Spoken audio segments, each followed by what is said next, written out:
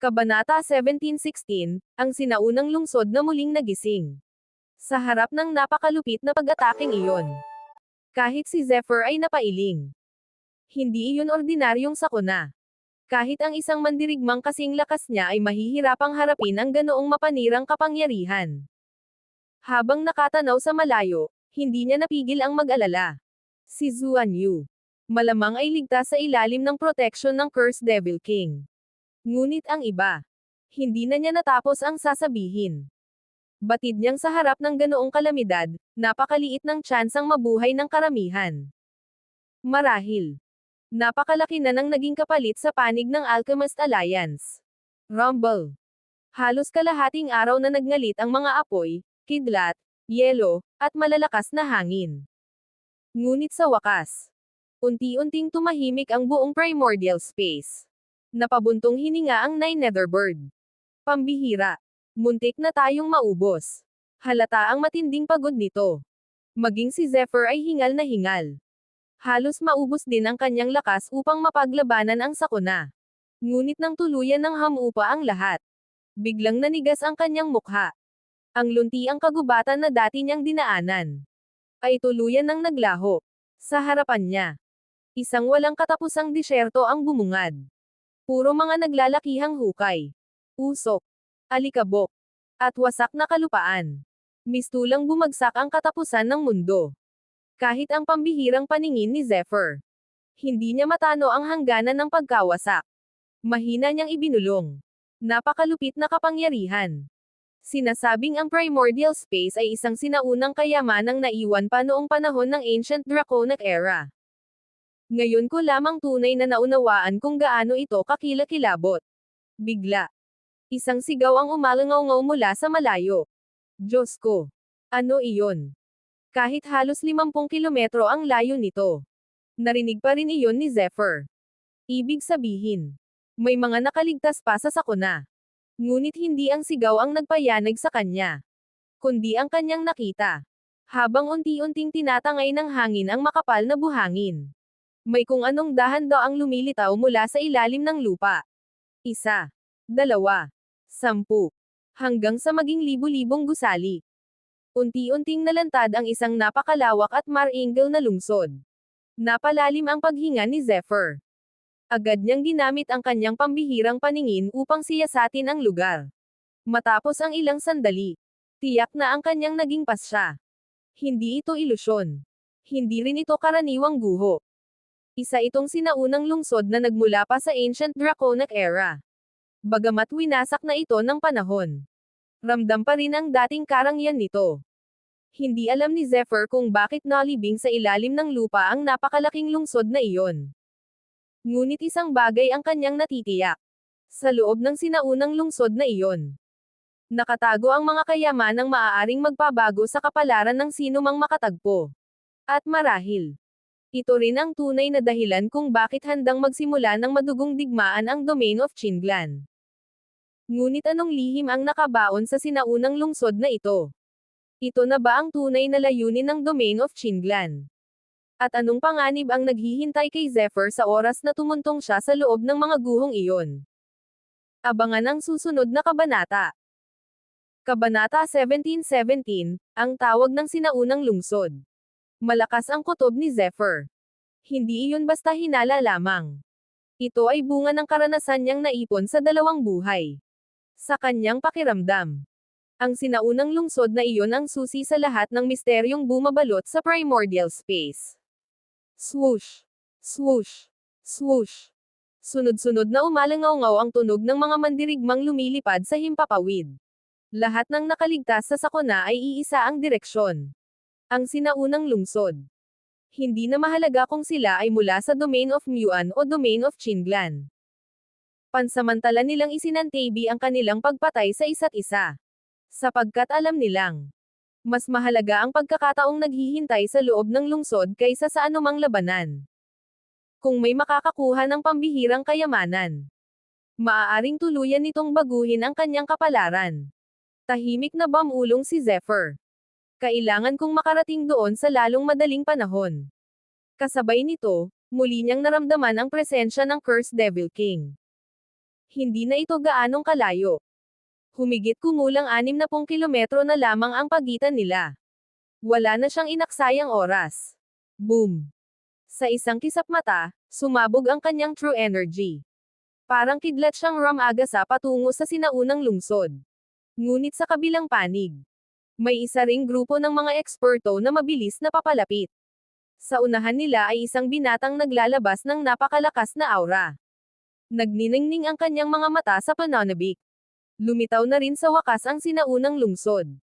Lahat ng kayamanan sa lugar na ito ay magiging pag-aari ng Exquisite Academy at ng Domain of Qinglan. Kapag nakuha ko ang pinakamalaking oportunidad dito, wala nang sino man sa kaparehong antas ang makatatapat sa akin. Samantala, sa ibang direksyon, isang matipunong lalaki ang mabilis na sumusugod habang hawak ang naglalagablab na roaring flame sword. Ang kanyang katawan ay naglalabas ng init na tila umaagos na lava. Habang nakatanaw sa sinaunang lungsod, nagningning ang kanyang mga mata. Ito na ang pagkakataong hinihintay ko. Kapag nakuha ko ang kayamanang iyon, walang sino man ang makapipigil sa aking pag-angat. Bigla namang umalangaw-ngaw ang isang mabangis na alulong ng lobo. Ewo! Mula sa himpapawid. Isang napakagandang babae ang dahan-daang lumitaw habang nakasakay sa isang higanteng lobo na nababalot ng naglalagablab na apoy. Taglay niya ang pambihirang kagandahan at marangal na tindig. Siya ay walang iba kundi Liu Xuanji ng Alchemist Mansion. Sa mga sandaling iyon, ang lahat ng pinakamahuhusay na henyo mula sa iba't ibang akademya ay sabay-sabay na nagtungo sa sinaunang lungsod. Lahat sila ay may iisang layunin. Ang maagaw ang pagkakataong maaaring magbago sa kanilang kapalaran. Samantala, mabilis na naglakbay si Zephyr.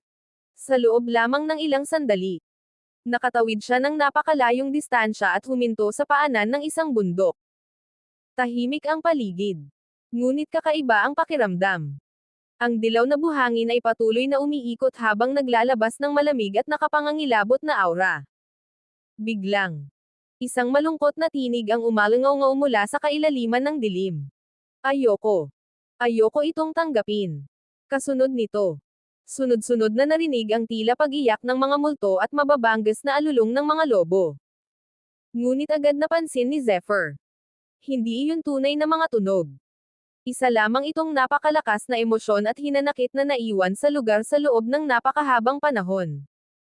At ang presensyang iyon ay sapat upang manginig maging ang pinakamatatag na mandirigma.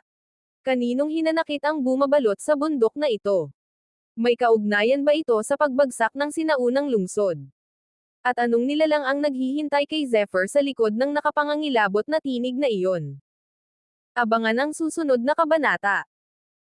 Kabanata 17-18, ang nakatagong daan patungo sa sinaunang lungsod.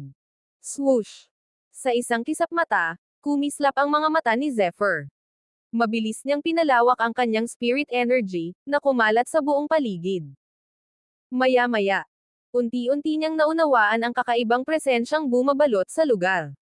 Mga natitirang hinaing ng mga kaluluwa. Ang mga nakapangangilabot na sigaw na kanina'y umaalingaw-ngaw ay hindi pala gawa ng mga buhay na nilalang. Mga bakas lamang iyon ng matinding galit at hinanakit ng mga mandirigmang namatay sa lugar na ito. Sa sandaling sumalpok ang spirit energy ni Zephyr sa mga ito. Unti-unti silang naglaho. Ngunit alam niyang, kung ordinaryong mandirigma ang napunta rito at mahina ang spirit energy nito, maaaring tuluyan itong mabaliw o mawalan ng katinoan. Tahimik na nagsalita ang Nine Netherbird. Kung tama ang hinala ko, napakaraming mandirigma ang namatay rito noon. Bahagyang tumanggo si Zephyr. Ngunit hindi iyon ang tunay niyang iniisip. May isang bagay na mas gumugulo sa kanyang isipan. Nararamdaman niya ang presensya ng Cursed Devil King. Ngunit wala siyang maramdamang bakas ni Zuan Yu at ng iba pa. Bigla. Whoosh! Humagupit ang isang malakas na hangin. Kasabay nito, isang nakatagong lagusan ang lumitaw sa gilid ng bundok. Napatingin si Zephyr dito. Isang kakaibang kutob ang biglang sumagi sa kanyang isip. Posible kayang dito sila nagtago. Habang lalo niyang pinag-iisipan, mas lalo siyang nakumbinsi. Sa tindi ng sakunang naganap kanina. Halos imposibleng mabuhay ang mga mandirigmang wala pang lakas ng alchemy realm. Kung may paraan silang nakaligtas, malamang ay sa pamamagitan ng pagtakas sa loob ng lihim na lagusang ito. At higit sa lahat, nararamdaman pa rin niyang buhay ang Cursed Devil King. Ibig sabihin, may pag-asa pa. Wala nang inaksayang sandali si Zephyr. Boom! Sa isang hampas ng kanyang true energy, nabasag ang mga batong humaharang sa pasukan. Agad siyang pumasok sa loob. At tulad ng kanyang hinala, may ibang mundo palang nakatago sa ilalim ng bundok. Habang patuloy siyang sumusulong, mas lalo niyang nararamdaman ang presensya ng Cursed Devil King. Ibig sabihin, tama ang kanyang hinala. Naroon nga sila. Habang sinusuri ang paligid, napansin niyang ang estruktura ng lagusan ay halos kahawig ng sinaunang lungsod na lumitaw sa ibabaw. Nang madaanan niya ang isang mahabang pasilyo, napansin niyang ang mga pader nito ay yari sa napakabihirang materyales. Bagamat nababalot na ito ng dilim at tila napakatagal nang nakalibing sa ilalim ng lupa, hindi pa rin maitatanggi ang dating karangyaan nito. Tahimik niyang ibinulong. Ito ang tunay na sinaunang lungsod. Kaagad niyang muling pinalawak ang kanyang spirit energy. Swoosh! Sa loob lamang ng ilang sandali, may isang pamilyar na presensya ang kanyang natunton. Biglang nagliwanag ang kanyang mga mata. Nandyan sila. Hindi lamang ang Cursed Devil King ang naroon. Naroon din ang mga aurang matagal na niyang hinahanap. Ngunit, ligtas pa kaya sina Zuan Yu? O huli na ang pagdating ni Zephyr? At ano ang naghihintay sa kanila sa kaibuturan ng sinaunang lungsod? Abangan ang susunod na kabanata. Kabanata 1719, ang matinding sugat ni Zuan Yu. Dagandong. Sa kailaliman ng sinaunang lungsod, walang tigil ang pagyanig ng buong paligid. Ang naglalakasang pagbangga ng mga atake ay nagpayanig maging sa mismong kalawakan. Nagliliparan ang matatalim na true energy. Naglalaban ang iba't ibang mahiwagang kayamanan.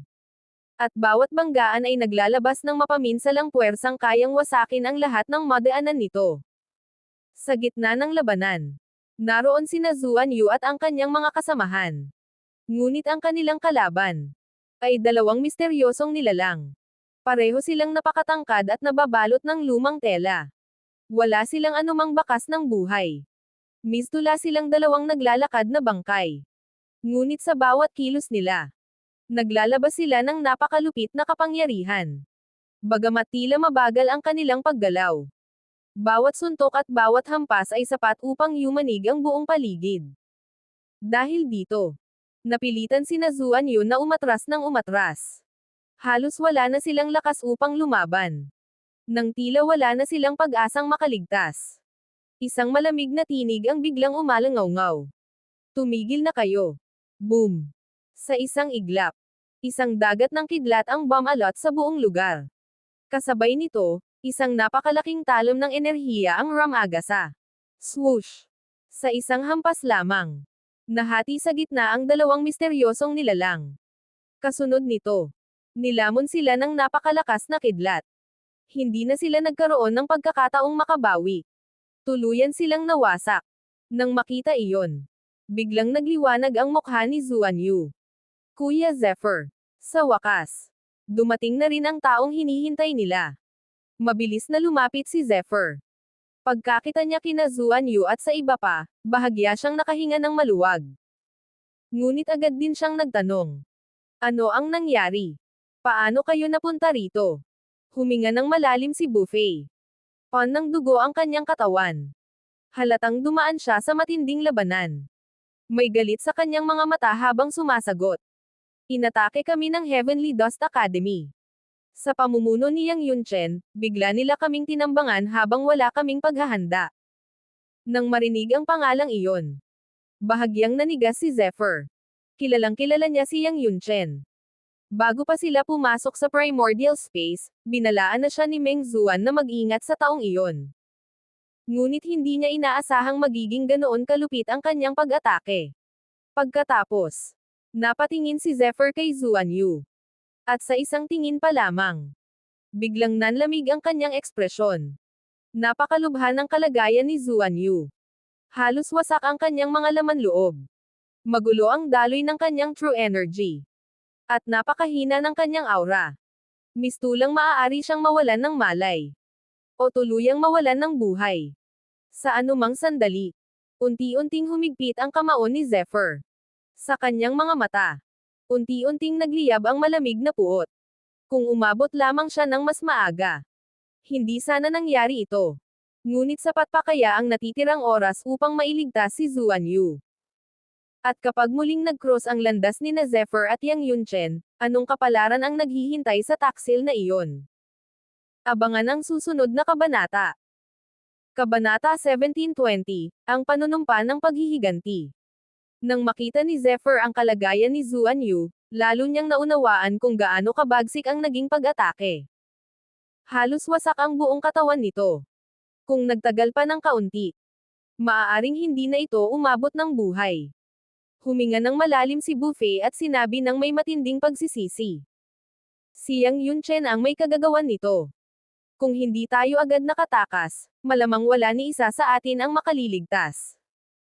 Nagkaroon lamang tayo ng pagkakataong makatakas dahil sa malaking kaguluhang yumanig sa primordial space. Ngunit kahit ganoon, sinalo ni Zuan Yu ang pinakamalakas na atake upang mailigtas kami. Pagkasabi nito, yumuko si Buffet. Ng pagkakasala ang kanyang mukha. Bilang pinakamalakas sa kanilang grupo, pakiramdam niya ay nabigo siyang protektahan ang lahat. Ngunit umiling si Zephyr. Senior Buffet, huwag mong sisihin ang sarili mo. Walang may gustong mangyari ito. Pagkatapos ay mabilis siyang kumuha ng isang pambihirang elixir at maingat itong ipinainom kay Zuan Yu. Kasabay nito, buzz. Muling umikot ang Tree of Eternity sa loob ng katawan ni Zephyr. Isang napakalinis at makapangyarihang enerhiya ang dumaloy mula sa kanyang palad patungo sa katawan ni Zuan Yu. Unti-unting nagsimulang maghilom ang malulubhang sugat nito. Bagamat hindi pa ito ganap na gagaling. Nalampasan na nito ang pinakamapanganib na yugto. Tahimik na ibinulong ni Zephyr. Yang Yunchen. Napakalupit ng naging atake mo. Kung hindi dahil sa tibay ni Zuan Yu, matagal na sana itong nawalan ng buhay. Bigla namang nagsalita si Zephyr sa kanyang isipan. Cursed Devil King. Lumabas ka. Swoosh. Sa isang iglap, lumitaw ang anyo ng Cursed Devil King. May bahagyang pagkabahala sa mukha nito. Zephyr. Hindi mo ako masisisi. Masyadong mabilis ang lahat ng nangyari. Balak ko sanang harapin si Yang Yunchen. Ngunit kasabay noon ay naganap ang malaking sakuna sa primordial space. Kahit ako ay walang nagawa. Hindi na nagsalita si Zephyr. Alam niyang nagsasabi ng totoo ang Cursed Devil King. Siya mismo ay muntik nang mapahamak sa sakunang iyon. Kung nakikipaglaban pa ito ng mga oras na iyon, baka wala ring nakaligtas. Malamig na lamang siyang nagsalita. Sa pagkakataong ito, palalampasan muna kita. Unti-unting naging malamig ang kanyang mga mata. Nang nakamamatay na hangarin. Heavenly Dust Academy. Matagal na pala ninyong pinagplanuhan ang lahat. Hindi lamang Domain of Chinlan ang ating kalaban. Pati kayo. Huminga ng malalim si Buffet. Zephyr. Huwag mong maliitin si Yang Yunchen. Sa tingin ko, ang tunay niyang lakas ay umabot na sa Alchemy Realm. Hindi magiging madali ang laban. Ngunit ngumiti lamang si Zephyr. Isang ngiting walang bahid ng takot. Senior Buffet. Isang Yang Yunchen lamang. Hindi pa siya karapat-dapat na katakutan ko. Sa sandaling iyon, iisang pasya na lamang ang nasa puso ni Zephyr. Anumang akademya, anumang kalaban, sino man ang magtangkang saktan ang kanyang mga kasamahan, ay pagbabayaran niya ng 10 ulit. Ngunit nasaan ngayon si Yang Yunchen? Magtatagpo na nga ba silang dalawa sa loob ng sinaunang lungsod? At kapag nangyari iyon, sino ang unang babagsak sa kanilang dalawa? Abangan ang susunod na kabanata.